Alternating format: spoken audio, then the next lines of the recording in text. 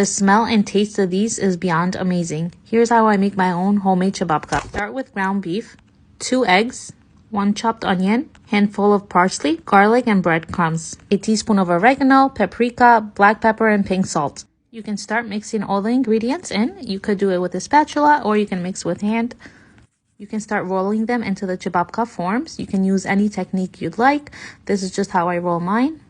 If you roll them differently, they have different names. So if you make them into small circles, then they're called chofte. Or if you make them into bigger circles, then they would be called pliskavits. That's what I call it. Let me know what you call it. I will show you different types of meals or ways you can eat this versatile meat. You're gonna fry them on each side for 2 to 3 minutes or until they're fully cooked. I always cook my qebapkas in low heat because the best way to have this is soft and tender and not burnt. This burger patty you can make into a stuffed pliskavits by adding some cheese and then just flipping the other side over. And again, you're gonna fry them on low heat and just keep flipping side to side until it's fully cooked. You know, you put a good amount of cheese when the cheese is gushing out. This requires a lot of cheese. Because it's thicker patty, you want to make sure that it's cooked inside fully, but that it's still soft and tender in the inside.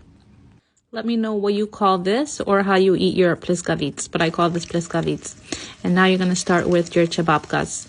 Anyone that's ever made qebapkas, you could probably smell this through the phone. The secrets to the best qebapkas is patience. I like to flip them over, and then once they're done cooking flipped over, I also like to cook them on their sides like this. So I flip them over 4 times. Patience and low heat will give you tender and juicy qebapkas. You can also continuously flip them over so that they don't get burnt and they come out perfectly cooked and tender.